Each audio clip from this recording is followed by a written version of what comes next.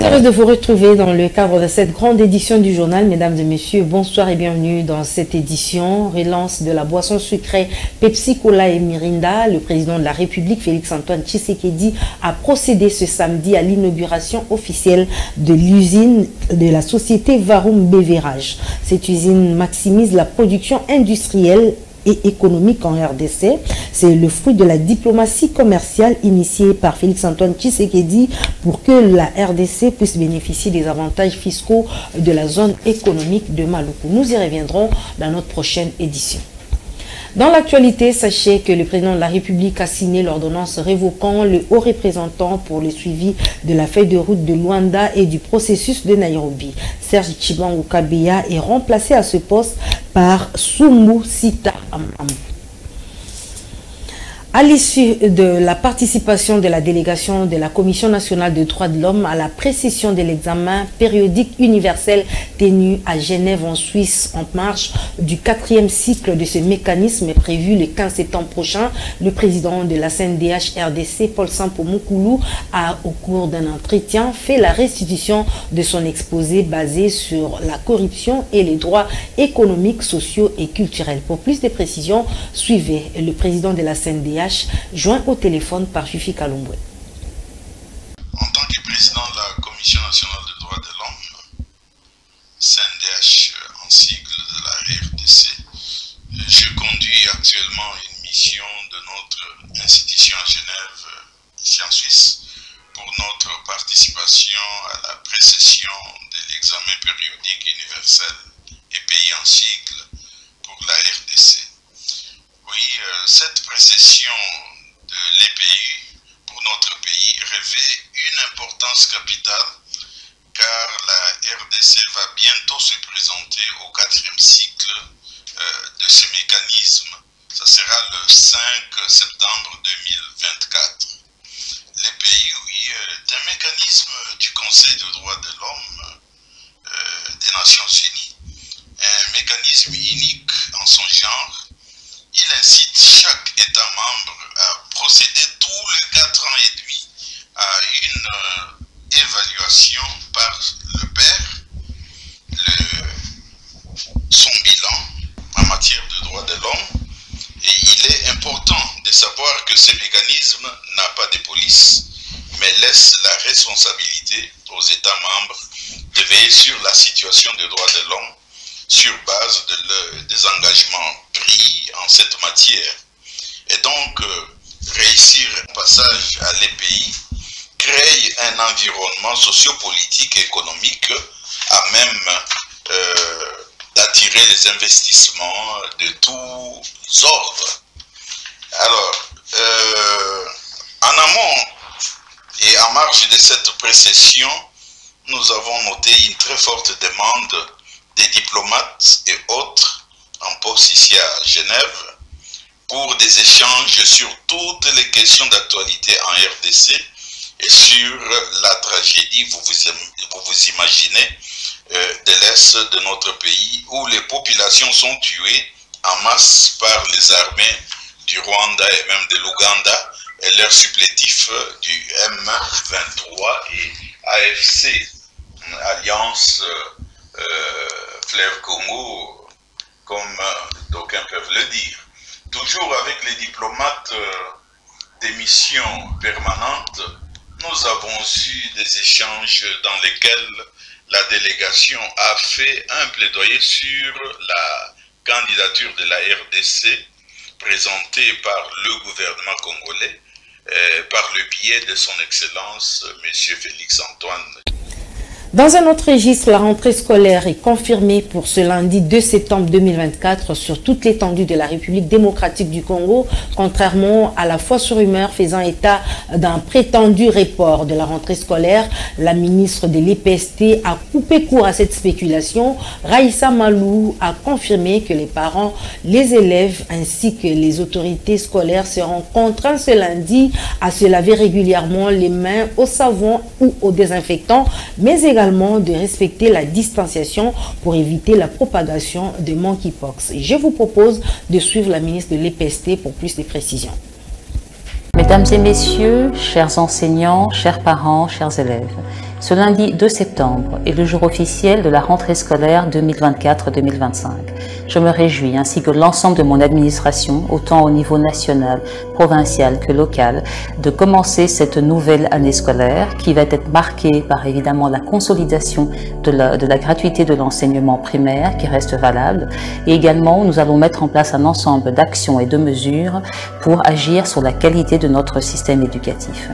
Ici, mesdames et messieurs, à cette veille de la rentrée, j'aimerais évidemment aborder la question de l'épidémie de Mpox. Je voudrais vous rassurer qu'il y a une étroite collaboration entre le ministère de l'Éducation nationale et Nouvelle Citoyenneté avec le ministère de la Santé pour s'assurer que nos écoles restent sûres, que les conditions soient assurées pour nos élèves au sein de l'ensemble de nos établissements. Le ministère de la Santé va donc diffuser un ensemble de messages que notre administration va relayer. Et je peux vous assurer que l'ensemble de l'administration est mobilisé pour s'assurer que tout se passe bien à partir de lundi et tout au long de l'année. Je vous souhaite, mesdames et messieurs, chers enseignants, chers parents, chers élèves, une très bonne rentrée 2024-2025. Dans l'actualité, sachez que le commissaire provincial de la police pour la ville de Kinshasa, le général Blaise Kilimba Limba, est suspendu de ses fonctions à titre conservatoire. La décision émane du ministre de l'Intérieur et Sécurité, Jacquemain Chabani. Cette mesure fait suite à l'implication de la police dans les déguerpissements des occupants de l'immeuble Kamoul Résidence et des diplomates français. Nous y reviendrons dans notre prochaine édition. Et bien avant cette décision du ministre de l'Intérieur suspendant le général Blaise Kilimba Limba, le président de la République a instruit le gouvernement à prendre des mesures conservatoires pour préserver les relations diplomatiques entre la République démocratique du Congo et la France. Pour plus de détails, suivez les porte-parole du gouvernement, le ministre Patrick Mouyaya. Le président de la République est revenu sur l'incident survenu dans une résidence diplomatique française le 23 août dernier. En effet, quelques agents du parquet, accompagnés des policiers agissant sur la base d'une réquisition du procureur général près la cour d'appel de Kinshasa-Gombe, ont amorcé un déguerpissement irrégulier dans une résidence diplomatique française à Kinshasa, touchant dans la foulée 2 diplomates et leur personnel de garde. Outre que cet acte déplorable constitue une violation grave de la Convention de Vienne sur les relations diplomatiques, il constitue en même temps un incident offensant à l'endroit d'un pays ami avec lequel la République démocratique du Congo a toujours entretenu de très bonnes relations de coopération et de développement. C'est ainsi que le président de la République a exprimé son profond regret auprès de l'ambassadeur de France qui l'a reçu. Son action s'est inscrite dans la suite de celle qui a été amorcée par la ministre d'État, ministre des Affaires étrangères, et par son collègue vice-premier ministre, ministre de l'Intérieur. Tout en saluant et en félicitant la prompte réaction des autorités judiciaires face à cette forfaiture, le président de la République a engagé le vice-premier ministre, ministre de l'Intérieur, celui de la Justice et garde des Sceaux, ainsi que le Conseil supérieur de la magistrature de prendre chacun en ce qui le concerne des dispositions nécessaires pour que des sanctions exemplaires soient infligées aux auteurs et de veiller à ce que pareils actes ne se reproduisent à l'avenir. Aussi a-t-il interpellé le bâtonnier national et les bâtonniers des différents ordres de la République de ne pas laisser hors sanction tous les avocats impliqués dans le ficelage de ce genre de procédures qu'ils accomplissent généralement en marge de leur déontologie professionnelle. Et dans le registre de l'actualité pendant la semaine, le ministre de la Justice, Constant Moutamba, a annoncé l'interdiction formelle d'effectuer les paiements relatifs aux droits, taxes et redevances judiciaires à la caisse d'une quelconque juridiction sur l'ensemble de la RDC. Seule la voie bancaire est autorisée dans les secteurs judiciaires afin de lutter contre la corruption. Cette mesure concerne les amendes, les cautions, les frais de consignation, d'authentification et de notification. Et sachez aussi que les vendeurs du marché Liberté touchés par l'incendie ont été reçus par la première ministre Judith Souminois. Il était question de trouver des voies et solutions pour payer les sinistres par le gouvernement afin de permettre à ces vendeurs de relancer leurs activités. Pour plus de détails, suivez cet élément de Alain Goma. Après l'incendie qui a ravagé le pavillon 5 du marché de la Liberté situé dans la commune de Massina à Kinshasa, dans la nuit de samedi 24 au dimanche 25 août, la première ministre Judith Suminwa s'est rendue sur place à la rencontre des commerçants qui ont perdu leurs marchandises. Sur terrain, la chef du gouvernement qui avait à la suite le vice-premier ministre de l'Intérieur, le ministre de la Santé, ainsi que le gouverneur de la ville, a échangé avec les victimes qui lui ont fait part de leur désolance sur ces troisième plus grands lieux de négoce de la capitale congolaise. En retour, Madame Judith Suminwa a promis des solutions immédiates pour soutenir les commerçants dont les marchandises ont été calcinées. L'occasion faisant les larrons, la première ministre a sensibilisé les commerçants du marché de la Liberté à se protéger contre la variole du singe qui sévit presque dans toutes les provinces, voire même à Kinshasa, où des cas ont été recensés dans certaines zones de santé. Selon les témoignages recueillis sur place, l'origine de l'incendie est inconnue jusqu'à présent. Plusieurs dégâts matériels ont été enregistrés sur les étalages partis en fumée, et cela malgré les secours de sapeurs-pompiers. Le vendeur déplore également le manque de bouches à incendie pour éteindre le feu en cas de drame. Lors de l'intervention des pompiers, renseigne la cellule de communication de la première ministre. Il s'est de signaler au mois de mai dernier, un incendie avait embrasé une partie du marché de Matete, faisant plusieurs dégâts matériels. Les services anti-incendie déployés tard la nuit avaient trouvé le feu en forte progression. Les victimes, eux, attendent toujours l'aide promise par les autorités municipales qui étaient descendues après cette déflagration. Cet incendie déclaré au pavillon 5 du marché de la Liberté a suscité des réactions. C'est celle de Djanto Boulouki, coordonnateur de l'ASBEL Grand Massina, qui estime que des faisabilités d'études doivent se faire pour savoir pourquoi ces incendies répétés sur le même lieu. Je vous propose de suivre sa réaction recueillie par Alain Goma et Torres Atibou. C'était en fait la nuit du samedi que cet incendie s'est déclaré au marché de la Liberté. Nous le déplorons. Nous commençons par compatir avec toutes les victimes, nos mamans, papas, soeurs, frères, qui cherchent comment se nourrir là-bas. C'est vraiment difficile, c'est un temps très difficile parce qu'il y en a qui s'endettent auprès des banques pour exercer ces activités-là. Donc, nous les regrettons et nous les fortifions d'une certaine manière. Nous comptons sur le gouvernement central et provincial parce que la première ministre et le gouverneur s'y sont descendus. Ils ont parlé, ils ont vu les dégâts et ils ont pris des engagements, particulièrement la première ministre, pour soulager tant soit peu, de manière urgente, ceux qui ont perdu en fait les victimes et puis voir le reste. Donc voilà.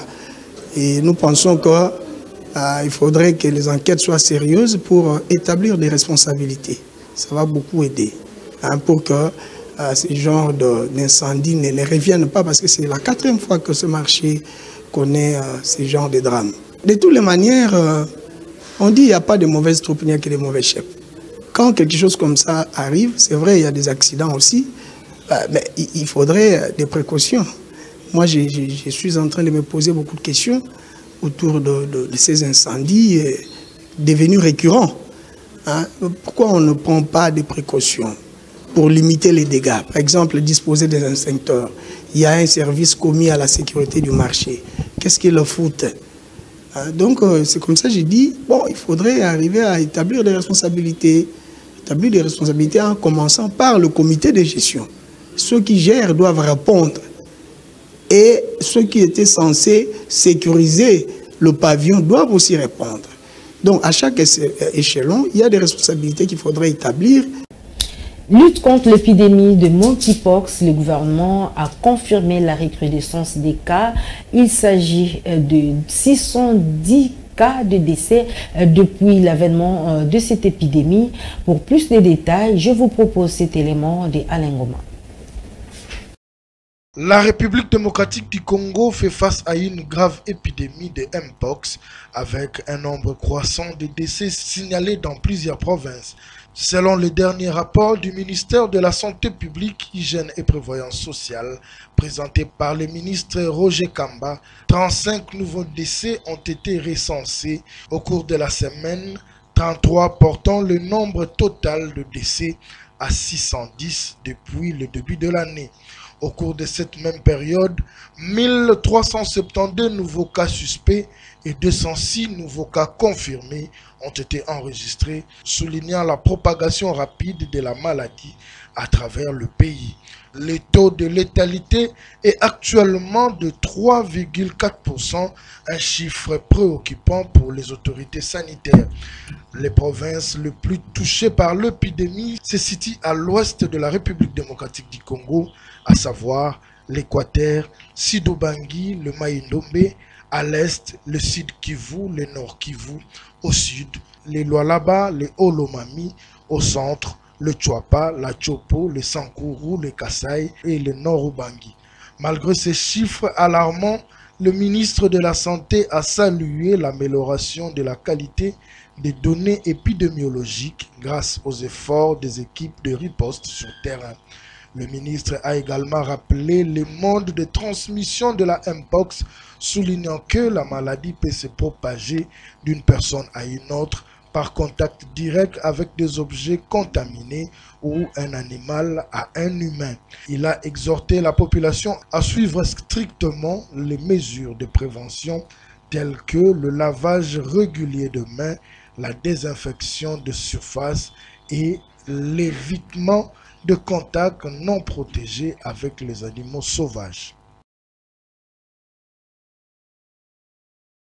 Et pour intensifier la lutte contre cette épidémie de monkeypox, le directeur général de l'OMS a été reçu par le président de la République, Félix-Antoine Tshisekedi.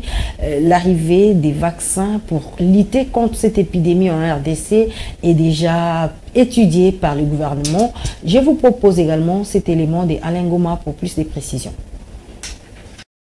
Le président de la République, Félix-Antoine Tshisekedi Tshilombo, a reçu le directeur général de l'OMS qui confirme l'arrivée imminente des vaccins Mpox en République démocratique du Congo. Dès son retour de Brazzaville, où il a assisté à l'élection du nouveau directeur Afrique de l'OMS, le docteur Tedros, directeur général de l'OMS, s'est rendu directement à Kinshasa pour prendre langue avec le président de la République, Félix-Antoine Tshisekedi Tshilombo. Conduit par le ministre de la Santé, Hygiène et Prévoyance sociale, le patron mondial de l'OMS est allé présenter les civilités au chef de l'État, mais aussi lui dire le soutien des organisations internationales pour accompagner la République démocratique du Congo dans toutes les urgences qu'elle rencontre. Le numéro 1 de l'OMS dans le monde a confirmé l'arrivée en RDC dans les jours à venir le vaccin contre la Mpox. Dans ses dires, il a déclaré ce qui suit: je rassurais le président de la République, je vais faire en sorte que les choses soient beaucoup plus expéditives et que la livraison de vaccins se fasse le plus tôt possible. Le directeur général de l'Organisation mondiale de la santé a rassuré que son institution ainsi que d'autres partenaires travaillent ensemble pour soutenir la République démocratique du Congo et aussi les pays qui sont frappés par cette épidémie. Il a salué l'engagement du chef de l'État à éradiquer cette pandémie avec mobilisation de 10 millions de dollars pour essayer d'avancer beaucoup plus rapidement. Pour clôturer, le patron de la santé mondiale a dit ce qui suit: quel que soit le Covid ou le Mpox, une chose est claire, il faut qu'il y ait un traité de pandémie au plus tard la fin de l'année. Je suis très content que nous soyons en train de travailler sur le processus d'arrêter cette pandémie.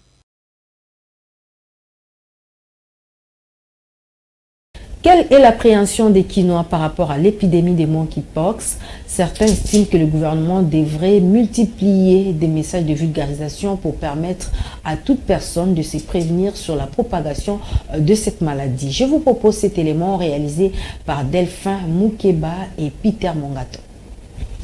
C'est depuis un certain temps que la République démocratique du Congo est affectée par la variole du singe, communément appelée Mpox, dont quelques cas de décès ont été enregistrés. Mais une grande partie de la population ne connaît pas cette épidémie du Mpox. Le gouvernement doit prendre des mesures pour faire face à cette épidémie, vu la rentrée scolaire qui pointe dans 48 heures, car cette épidémie risquera de se propager à grande vitesse. À ce jour, certains Kinois pensent que la majorité de la population ne sont pas au courant de la dite épidémie. Naza au courant de la maladie est en Mboka. Parce que Moututo est au courant déjà.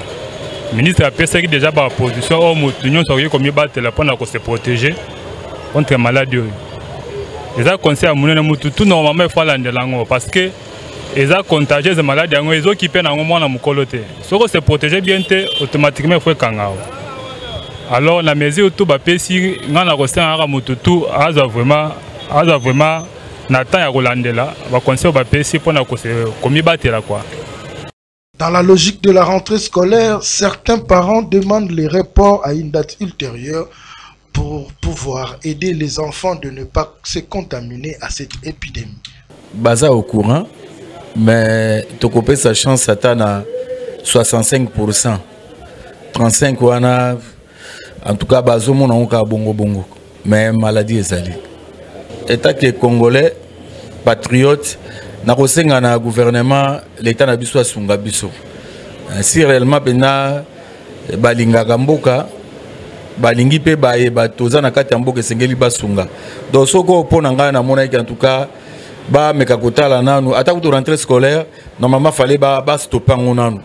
Ba kota pena na profondeur ba penda si réellement ba koki ko so ba disposition nini o etali pona bana. Soki bongo te en tout cas net moi de ma part vraiment je suis désolé. Il est impérieux que tout le monde respecte les mesures barrières que les autorités sanitaires ont mises en place, le port de masque, la distanciation sociale, le nettoyage de mains par le savon détergent et surtout le gène corporel. Sommet de l'unité de toutes les églises de réveil, ce grand forum sera organisé le 12 octobre 2024 à Kinshasa. Il va rassembler tous les leaders religieux afin de leur conscientiser sur l'essentiel qui est l'unité de l'église.